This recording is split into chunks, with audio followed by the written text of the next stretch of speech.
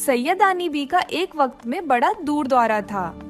किले की अच्छी अच्छी मुगलानियां उनके सामने कान पकड़ती थीं। महलों में जहां कोई नया जोड़ इस्लाम, किसी नई वजह की टिकाई का जिक्र हुआ और यह बुलाई गई। शहर की बेगमात में भी उनके हुनर की धाक थी। सब उन्हें आंखों पर बिठाते थे। आज पालकी चली आ रही है कि बड़ी सरकार ने बुलाया है। कल डोली खड़ी हुई है कि नवाब सुल्तान जहां बेगम ने याद किया है। न रात को फुर्सत थी न दिन को छीन। सुबह कहीं मेहमान है तो शाम को कहीं लेकिन रहे नाम साईं का। बढ़ा या आया तो हाथ पाँव ने जवाब दे दिया। आंखें धुंधला गईं। अब कौन पूछता? दुनिया और मतलब न रहा तो कैसी खातिरदारी। हारे वक्त का कोई साथी नहीं। बेचारी को टुकड़े का सहारा देने वाला भी कोई न था। जब बहुत परेशान हुई तो पड़ोस में एक मीर साहब रहते थे। उनकी बीवी ने उन्हें तरस खाकर अपने पास रख लिया। सुना है कि यह निहायत शरीफ घराने की बेटी थी। मरहटा गर्दी में उनका खानदान तबाह हो गया। बरस दिन की ब्यारी बेवा हो गई। उस जमाने में दूसरी शादी करना बड़ा ऐब समझा जाता था। मुगलानी का पेशा इख्तियार कर लिया और अपनी हुनरमंदी की बदौलत रंडा अगजार दिया।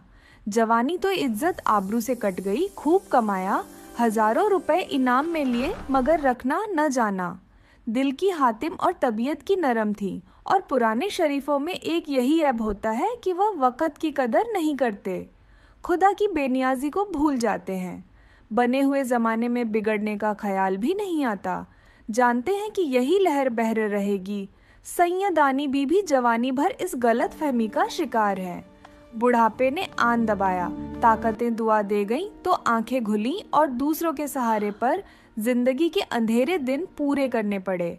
मीर साहब के घर वाले छोटे से लेकर बड़े तक सब के सब इंतहा से ज्यादा खुशमिजाज और खुदा तरस थे। हर एक सैयदानी बी को खुदा का भेजा हुआ मेहमान समझकर उनके सामने बिछा जाता था। सैयदानी बी 2-4 दिन तो जरा नमकीन और शर्मिंदा ही रहीं। फिरान का भी दिल खुल गया और इस तरह रहने लगे जी अपने किए हैं। हाथ कांपते थे, निगाह मोटी हुई थी। सुई का एक मुश्किल से सरी मरम्मत के खाया था। पानी रोनी नद की कमा सकती है जब नमाज पढ़कर चों वाले छतें। कुरान शराब सूझता था लेकिन पढ़ाते नसीहतें क्या करते। दोपहर बताएं। ईशा की नमाज से फारिग होकर बड़े मज़े रची खाने में जाकर खाना पकाने की तरकीबें और उनकी भी वही। दोनों खुश थे कि सैयदानी बी को बच्चों की तरबियत के लिए खुदा ने भेज दिया। ऐसी शरीफ, नमाज रोज़ा की पाबंद, हतर मनस्तानी सिर्फ रोटियों पर कहाँ मैसर आती है। बच्चे ऐसे गुरेदा हुए कि दिन रात सैयदानी बी के पास बैठे रहते। मशहूर था कि सैयदानी बी परिस्तान में भी हो आई हैं। वहाँ के बादशाह ने उन्हें अपनी बेटी का जहेज टांकने के लिए बुलाया था और उन्होंने वहाँ की दिन रहकर बड़े बड़े तमाशे देखे हैं।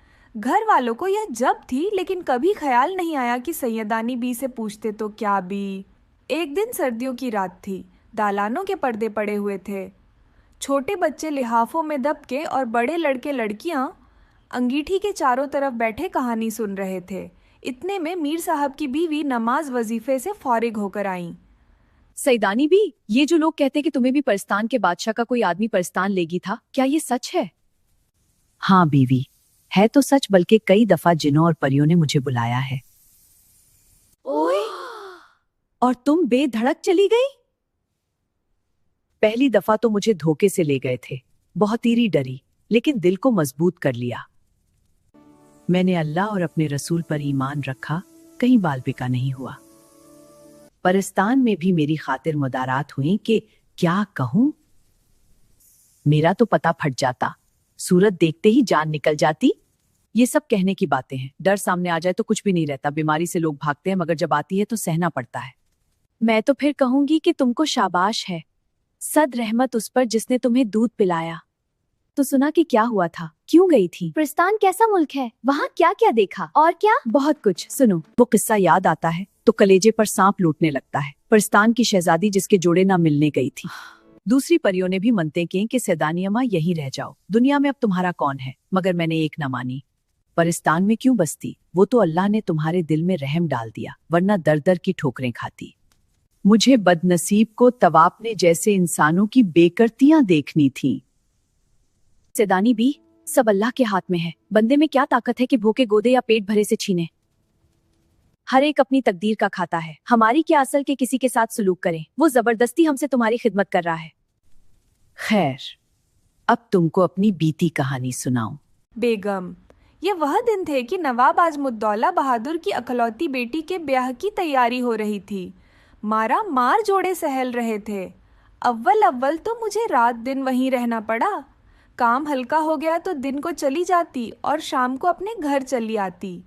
एक रोज जैसे बच्चे मकतब से भागते हैं, मेरा भी जाने को जी नहीं चाहा और कई जगह से बुलावे आए, न गई। शायद जुमा था। कितने ही दिन नहाए को हो गए थे। खूब नहाई, शाम हो गई। बोनट पुलाव मुझे खूब भाता है।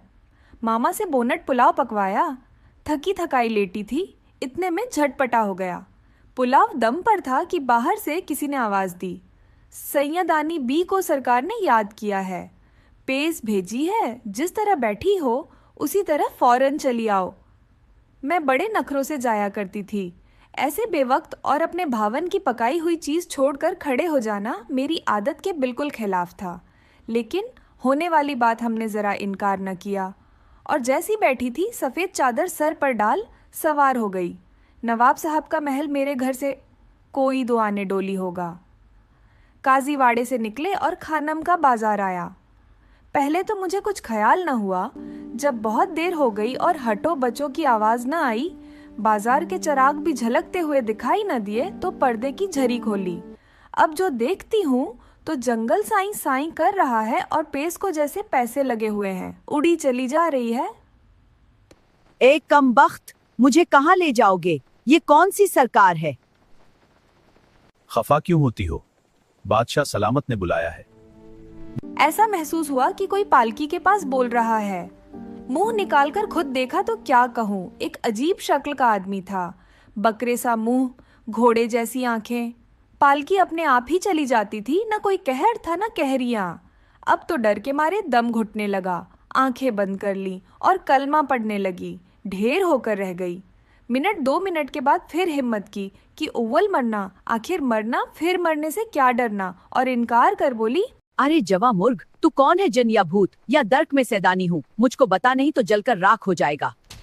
भला चाहता है तो मुझे यहीं उतार दे।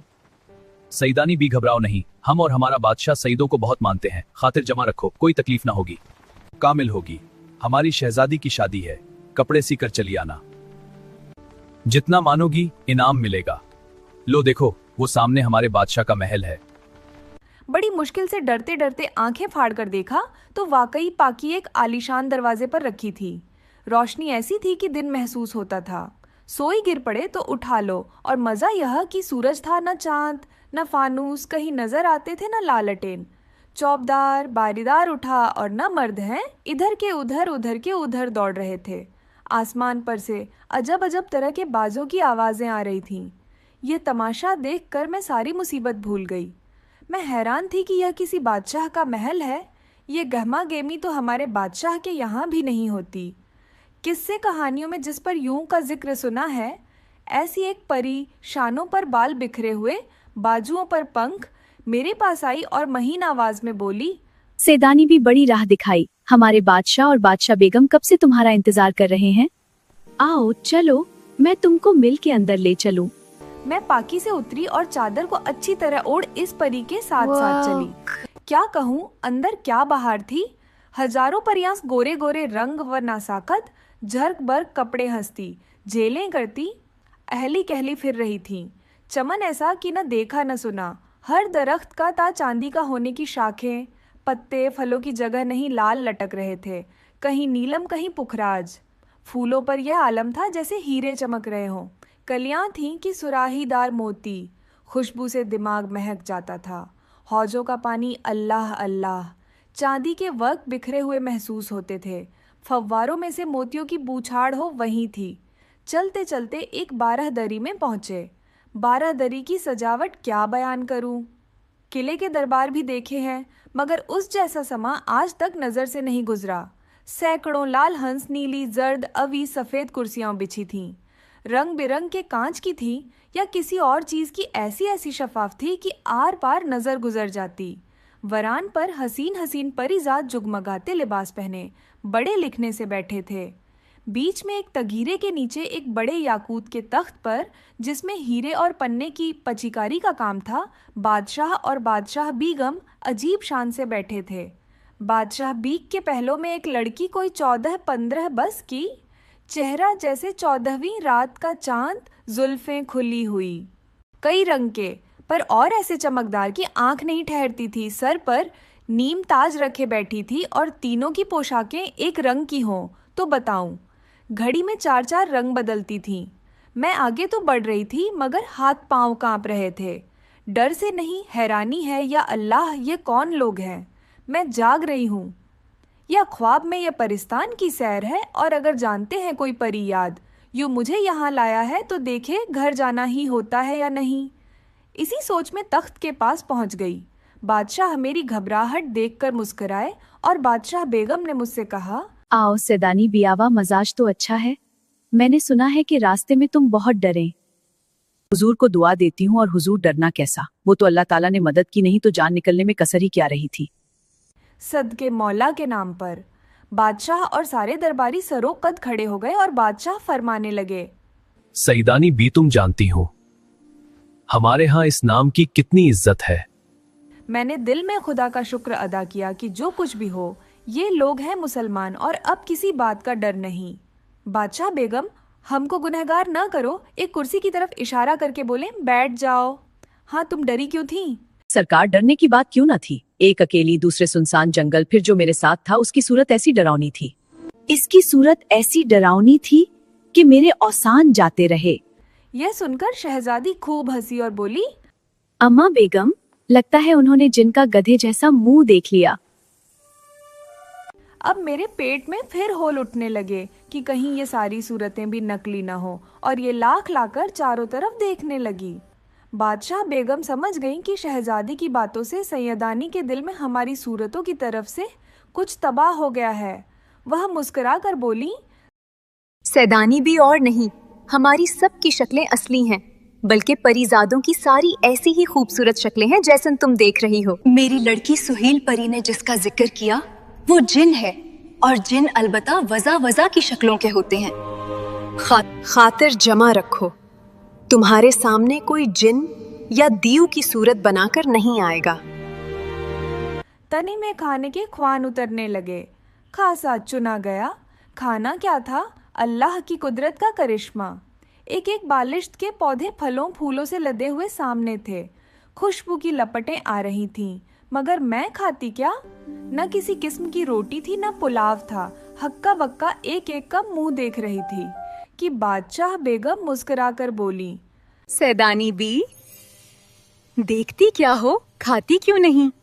ये परिस्तान का खाना है। तुम मेहमान हो, हाथ बढ़ाओ तो और भी खाएंगे। सरकार, कोई खाने की चीज हो तो खाऊं। ये तो अंगूरों के दरख्त हैं, और इनमें जो फल फूल लगे हैं वो भी अल्लाह मेरा सचमुच का नहीं दिखाई देता। शहजादी, अल्हड़ ने मेरे इस कहने पर एक फरमाइश कहका लगाया और कहने लगी, सैदानी भी जाना था कि आदमजाद या तो भूला होता है या भूला बनाया जाता है, मगर तुम्हें वैसा ही पाया। तुम बिस्मिल्लाह करके कोई फल तोड़कर खाओ। जिस खाने का दिल में ख्याल करोगी वही मजा आएगा। बेगम यकीन मानो एक जर्द ज़रो जो फल तोड़ कर मैंने मन में रखा। क्या कहूँ, दिल्ली में तो किसी ने ऐसे जायके का बोंट पुलाव खाया न होगा। मीर साहब की बीवी बोंट पुलाव जो घर में छोड़ कर गई थी वही पहले याद आया। यहाँ तो भनबस फिर क्या था जो खाना खाया था, बल्कि जिनका नाम ही सुना था, जिनका ख्याल करती गई। और अल्लाह तेरी शान, वही मज़ा आता गया। अचंभे की बात थी कि जब एक फल तोड़ती दूसरा उसकी जबकि फौरन निकल आता। फूलों कलियों को जो चुक्खा मिठाया थी, बल्कि खुश जायका के हर नवाले में रोह ताज़ा होती चली गई। प्यास मालूम हुई तो पानी का ख्याल आता ही, या कुव्वत का गिलास खुद ब खुद आका मुझसा लग गया, या कुव्वत का गिलास और ऐसा हब्बाब का कि बाहर से पानी जिस्म झमझम करता दिखाई था। डर के मारे में ने जोर से होंठ भी नहीं भींचे कि कहीं किनारा टूट कर मुना में न बच जाए। अल्लाह अल्लाह पानी को न पूछो, ऐसा मंजर, ऐसा सफ़ेद पानी तो नहीं होता। न जाने क्या चीज़ थी। सबके बाद मैंने सोचा कि पतू को भी देखना चाहिए। साथ ही पान का भी ख्याल आया। मैं पान आज भी बहुत कम खाती हूँ, लेकिन खाना खाकर वो वक्त तो ज़रूर खाने की आदत है। अब जो पता तोड़ती करती हूँ तो पान की खुश हो मुंह में जो खा तो ये मालूम हुआ कि इत्रदान में रखी हुई गलोरी किलाबाई में आ गई। कहते हैं कि मोहम्मद शाह रंगीले की कोकलाबाई जैसा इन खाती थी। लाल किले में तो इससे पहले न उसके बाद किसी को नसीब हुआ, मगर मैं कहती हूँ कि अगर वो परिस्तान के उस पीने को एक दफ़ा सिर्फ सूंघ लेती तो सारी उम्र सर धनती रहती। मुश्क व अनबर पड़े हुए कितने और सच्चे मोतियों के चूना का पान भी उसके आगे बेहकीकत है। जब सांस लेती थी नई से नई खुश हो की लपटें आती थी। अब भी ना शहजादी के कपड़े लाओ। जिनका नाम जम्मर व परी था तो शाह खाने वालियों को हुक्म दिया कि शहजादी पर के कपड़े लाओ। कश्तियाँ थान पे थान आने लगे। कपड़ों और गोटा कनारी को देखकर मेरी तो अकल जाती रही। बड़ी बड़ी रानियों शहजादियों के जोरा देखे हैं। नूरबाई की पेशवाज भी देखी है जिसमें सीरो जवाहरात टोका हुए थे, लेकिन इन कपड़ों से क्या निस्बत। कजा दुनिया के कपड़े, कजा प्रस्तान के। आंख नहीं ठहरती थी। रेशम और सोने के तारों से बनी हुई आब रवां, मोतियों से लैसी गलशन हुई। ऐसा ही कम ख्वाब और जरीख्त के दीद न शनीद गोटा वो का दुनिया देखा और आश आश करे। आया तो बादशाह बेगम बोली, एबी सैदानी, अब तुम अपना हुनर दिखाओ। बहुत तुम्हारी तारीफ सुनी है। हम तो जब जाएं कि परिस्तान में भी तुम्हारा नाम हो जाए। ये सुनकर मैं दिल में बहुत परेशान हुई कि या अल्लाह, मैं यहाँ क्या कारीगरी दिखाऊंगी। कौन सी वजह टांगो कि उनके लिए नई हो। मगर जबान से कहा, हुजूर, अल्लाह मालिक है, वही आबरू रखने वाला है। सुबह होने देते, जो कुछ मुझे आता है हाजिर हूँ। सैदानी भी, परिस्तान में ना दिन होता है ना रात, एक ही मौसम और एक ही वक्त रहता है। तुम तो क्या यहाँ लोग सोते नहीं? यहाँ सोने का क्या काम? नींद परिस्तान में नहीं आती। हमारा मुश्किला तो 8 पहर सैर सपाटे हैं। परिस्तान से जी उकता गया तो दुनिया वालों के ख्वाबों में चले गए। बहन, मैंने देखा कि वाकई नींद का नाम भी आंखों में नहीं। न पेट में गरानी, न सरभारी, न अंगड़ाइयाँ, न झाइयाँ। सोचा कि देर क्यों लगाई जाए। कित्र बीवंत का सामान तो मौजूद ही था। अल्लाह का नाम लेकर जोड़े कुतरने लगी और इसी वक्त से बनने और एगने का निगार आ गया। इधर मैं एक तरफ बैठी हुई अपने काम में मसरूफ थी, इधर नाचने गाने वाली परियों के तख्त उतर रहे थे। जादू का ये जहान, ख्वाबों का ये मकान, हम सब मिलकर गाते ये रात। एक से एक तरहदार, एक से एक शौक, अपने फन में उस्ताद।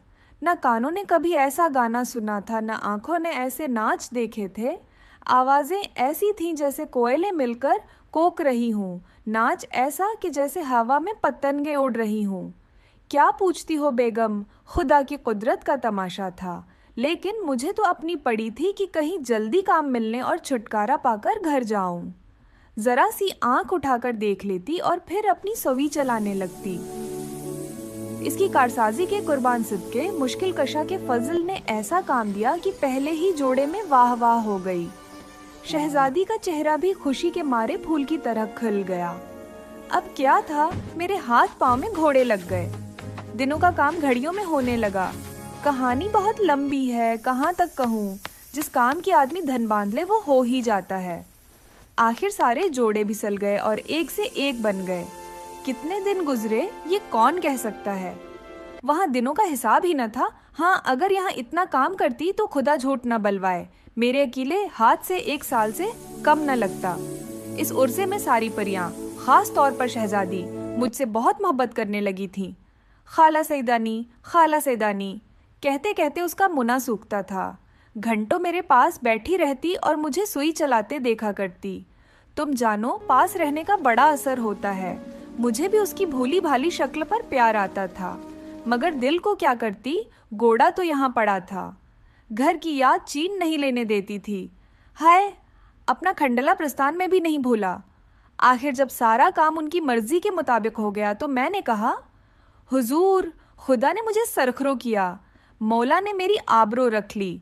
सरकार की शहजादी की शादी मुबारक हो और शहजादी को ये जोड़े पहनना मुबारक हो। अब लौंडी को रुखसत कीजिए। सैदानी बी, हमारा जी चाहता है कि शहजादी की शादी देखकर जाओ।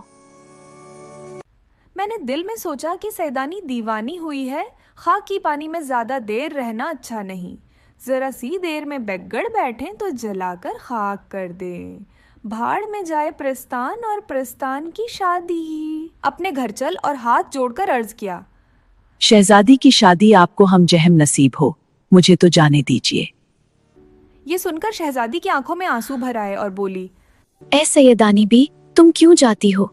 हमारा दिल रोता है, ना जाओ। ये सुनकर मेरे कलीजे पर चोट लगी। मैंने मुश्किल से अपने आप को संभाल कर कहा, शहजादी, तुम परीजादी हो, तुम अपना दिल भारी ना करो, जब बुलाओगी तो 100 दफा आऊंगी। ये कहकर शहजादी को चूम लिया और किसी न किसी तरह उठ खड़ी हुई। बादशाह बेगम बोले, ए सैयदानी बी, तुम्हारी मर्जी, जाओ, खुदा हाफिज। फिर उस काले से गधे को हकम दिया, सैदानी बी को इनके घर पहुंचा दो। खबरदार, रास्ते में किसी किस्म की शरारत न करना, और देखो जो इनाम व इकराम बादशाह ने सैदानी बी को दिया है वो सब पालकी में रख लेना। मैं दिल में खुश और जाहिर में बसूरती हुई सबसे रुखसत हुई। मैं पालकी में बैठी और दम के दम रवाना हो गई। रास्ते में बैठे बैठे मैंने इधर उधर देखा कि वो जो प्रस्तान के बादशाह ने इनाम व इकराम दिया है कहाँ है। अंधेरे में कुछ नजर न आया तो हाथों से टटोलना शुरू किया। एक कोने में बहुत से कंकर पत्थर मालूम हुए। दिल में जल गई कि मौला, यहाँ भी ब्यूफाई हुई। बयान के घर का इनाम व इकराम है। खैर, जान बच्ची लाखों पाए। खीरियत से घर पहुंच जाऊं तो यही गनीमत है। चनांचा एक एक करके वो कंकर और पत्थर पर्दे की झरी में से रास्ते में फेंकने शुरू कर दिए। कादा है कि खुशी में रास्ता जल्दी कट जाता है। आंख झपकते ही घर आ गया। ड्योढ़ी में पालकी रखी गई। चिराग जल रहा था। पर्दा जो अलटा और चिराग की रोशनी पड़ी तो क्या देखती हूँ कि जिन्हें मैं कंकर पत्थर समझ रही थी वो तो जवाहरात थे। बड़े बड़े तो मैं रास्ते ही में फेंक आई थी, 2-4 छोटे से रह गए थे। मैंने सर पेट लिया कि इतनी दौलत खो दी। नगोड़ी फेंकने की क्या जरूरत थी? अगर ऐसा ही था तो घर आकर फेंक देती। लेकिन बेनसीबी की खोट कहाँ जाती है। नसीब में न थे तो हीरे लाल और ज़ुमरुद क्यों मिलते। एक एक पत्थर मन भर का मालूम होता था। सिर्फ 4 रह गए थे। वही लेकर बड़ी मुश्किल से उतरी। घर में पहुंची तो बोंट पिलाव वैसा ही दम पर लगा हुआ था जैसा छोड़ गई थी। दुआए यतीम की वजह से बड़ी भी, जो पकाने वाली थी, मगरिब की नमाज पढ़कर दुआ मांग रही थी। दुआ मांग चुके तो उन्होंने पूछा, बेगम क्या रास्ते से उल्टे पांव आ गए? खैर तो है?